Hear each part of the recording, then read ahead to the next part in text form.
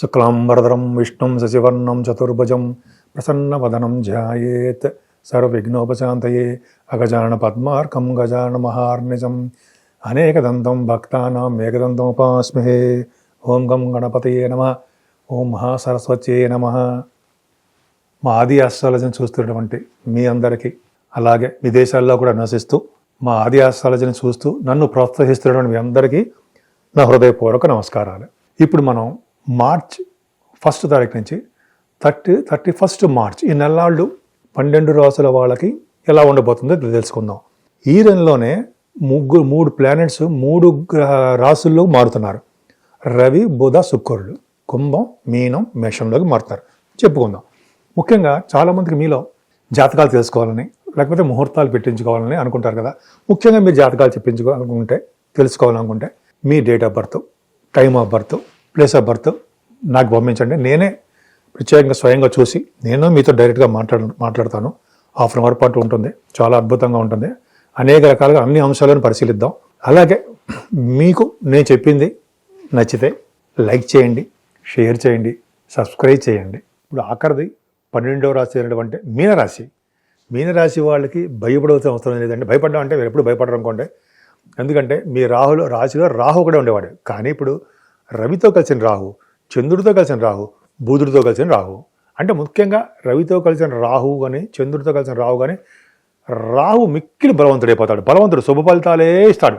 ముఖ్యంగా ఆడవాళ్ళకైతే రాజ్యప్రాప్తి కలిగిస్తాడు, ధనప్రాప్తి కలిగిస్తాడు, మంచి యోగాన్ని కలిగిస్తాడు, మంచి భర్తని కూడా ఇస్తాడు అన్న సందేహం లేదు.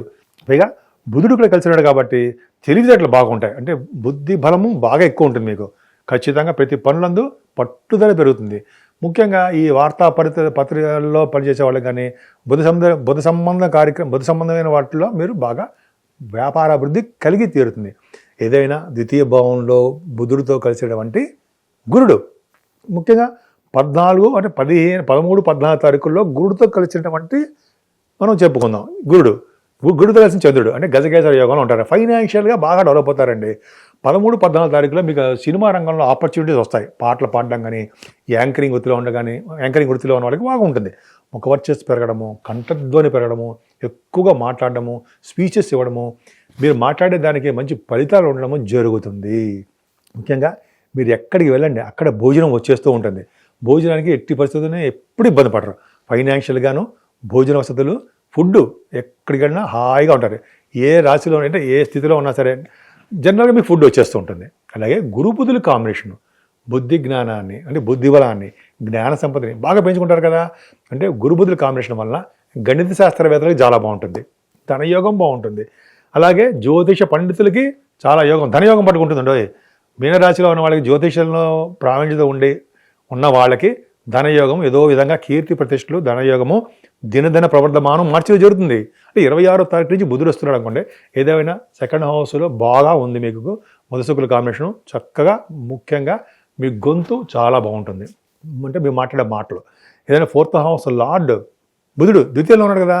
4th హౌస్ లార్డ్ ద్వితీయంలో ఉన్నాడు కాబట్టి ధనయోగము చదువు ద్వారా ఉంటుంది. చదువుల విషయంలో మీకు ధనం ఇబ్బంది పడకుండా డెవలప్ అవుతారు. మీ మదర్ గారికి ఆరోగ్య పరిస్థితి బాగుంటుంది. భూములు కొనుగోలు చేసుకుంటారు. పంచమాధిపతి కూడా బాగున్నాడు ఉంటాయి. పంచమాధిపతి గురుడితో కలిశాడు. అంతేకాకుండా 15, 16 తారీఖులో ఉచ్చ స్థితిలో ఉన్నాడు. అంటే సంతానం విషయంలో ఇబ్బంది పడరు.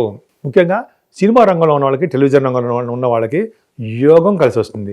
13, 14 తారీఖుల్లో కొంతమందికి మీలో స్టాక్ అండ్ షేర్స్లో పెట్టుబడి పెట్టేవాళ్ళు కానీ, అంటే స్టాక్ మార్కెట్లో ఉన్న వాళ్ళకి మంచి యోగవంతమైన కాలము లాంగ్ రన్లో బాగుంటుంది అర్థమవుతుంది. ఏదైనా 6వ భావాధిపతి 12వ భావం ఇక్కడ చెప్పాలండి మీకు. 6వ భావాధిపతి 12వ భావం ఉన్న యోగిస్తాడు. 6వ భావాన్ని గురుడు చూస్తాడు కాబట్టి ఖచ్చితంగా మీకు మేనమామల వలన ఇబ్బంది ఉండదు. శత్రు భయం తక్కువ, రుణ భయాలు తక్కువ, రోగ భయం తక్కువ. అంటే గురుదృష్టి పర్ఫెక్ట్గా ఉంది కాబట్టి ఏ భయపడవలసిన అవసరం లేదు, ఏమి భయపడాల్సిన అవసరం లేదు. ఆలోచన విషయం అంతకన్నా లేదు. 7వ భావంలో కేతు ఉన్నాడు కదా. కానీ 7వ భావంలో కేతు ఉన్నప్పటికీ మీకు అంటే ఆలోచన విషయం లేదు. రవి చూస్తున్నాడు, బుధుడు కూడా దృష్టి ఉంది కాబట్టి 7వ భావం బాగుంది. అంటే కేంద్రాధిపత్యంలో మళ్ళీ కేంద్రంలో ఉండకూడదు. ఏదైనా 7వ భావం బాగుంది అంటే శుభకార్యాలు జరుగుతాయి. కొద్దిగా లేట్ అవుతుంది తప్ప ఏం పర్లేదు. 8వ భావాన్ని గురుడు దృష్టి ఉండడం వలన, అష్టమాధిపతి కూడా బాగుండడం వలన ఏమవుతుందంటే మీకు తలవంతనంగా వచ్చే ధనయోగం మీకు పట్టుకుంటుంది, ఆరోగ్యం బాగుంటుంది, సంపూర్ణమైన ఆరోగ్యవంతులుగా తయారవుతారు, సేవకాజనము ఉంటారు. ఎంత బాగుందండి అష్టమస్థానం తలవంతనంగా వచ్చే యోగం. మీకు స్థిరస్థిర ఆస్తులు రావాలంటే ఆస్తులు కలిసి వస్తాయి, యాన్సిస్టల్ ప్రాపర్టీస్ వస్తాయి. భాగ్యాధిపతి కుజుడు మీకు 12వ భావం అడగదు. 9th house 12th house అంటే ఫారిన్. అవునా? ఖచ్చితంగా 16వ తారీఖు నుంచి మీరు రెడీగా ఉండండి ఫారిన్ కంట్రీస్ వెళ్ళడానికి. దేనికోసం వెళ్తారు? చదువు రీత్యా వెళ్తారు, హైయర్ ఎడ్యుకేషన్ రీత్యా వెళ్తారు, వ్యాపార రీత్యా వెళ్తారు. ముఖ్యంగా భూములు ఉంటారు కదా, మీరు భూములు ఉంటారు కదా, రియల్ ఎస్టేట్ రంగంలో ఉన్న వాళ్ళకి చాలా బాగుంటుంది. వాళ్ళు కూడా ఫారిన్ కంట్రీస్ వెళ్తారంటే మీ సంపద పెరుగుతుంది. అంటే 9th హౌస్గా బాగుందంటే ఖచ్చితంగా మీరు విదేశాలు వెళ్తారు, బాగా చదువుకుంటారు, మీ పర్సనల్ రీత్యా విదేశాలు వెళ్తారు.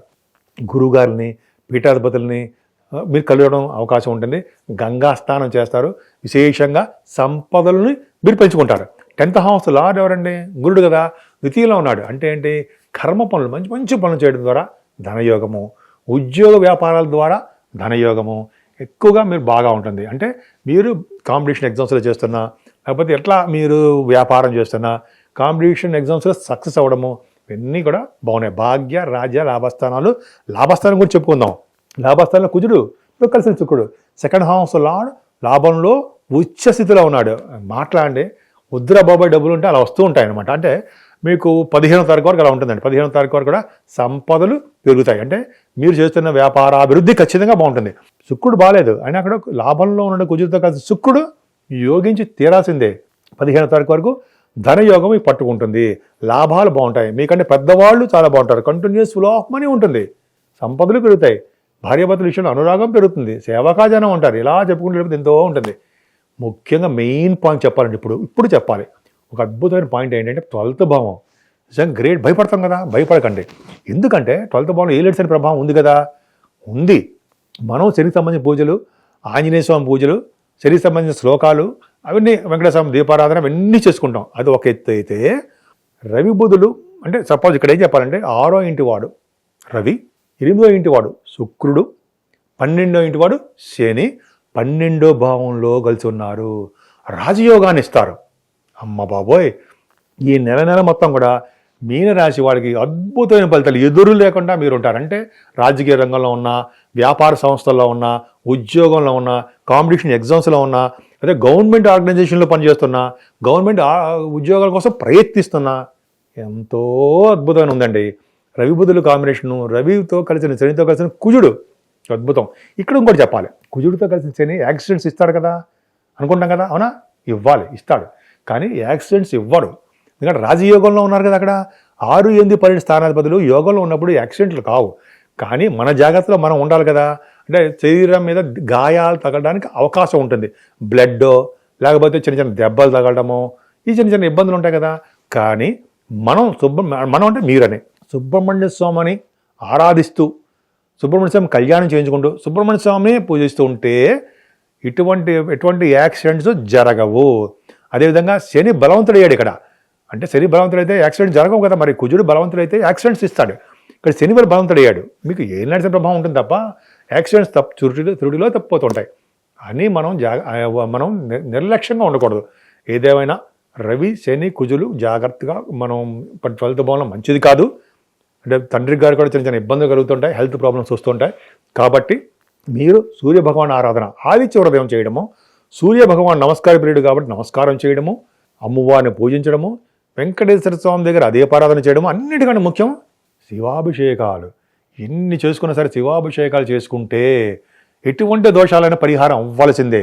అలాగే అమ్మవారిని పూజించడం, పార్వతీ అమ్మవారిని కళ్యాణం చేసుకోవడము, కళ్యాణం చేయించుకోవాలి. కళ్యాణం చేసుకోవడం, శివుడి పార్వతి కళ్యాణం చేయించుకోవడము. అలాగే మనకి శివరాత్రి వస్తుంది కదండి మార్చిలో, చేయించుకోవడం వలన, అలాగే శివపార్వతుల కళ్యాణం, శివాభిషేకాలు, ఎన్ని పూజలు చేసుకోవడం వలన మీనరాశి వాళ్ళకి భయపడాల్సిన అవసరం లేదు. వాళ్ళు ఫారిన్ కంట్రీస్ కూడా వెళ్తారు. అద్భుతమైన ఫలితాలు చాలా చాలా బాగున్నాయి. కష్టపడండి. మీరు శని 12వ భావంలో ఉన్నా కూడా నిర్లక్ష్యం చేయకండి, ఎప్పుడు పూజిస్తూ ఉండండి. సో మంచి ఫలితాలు అవే వెతుక్కుంటూ మీ దగ్గరికి వస్తాయి.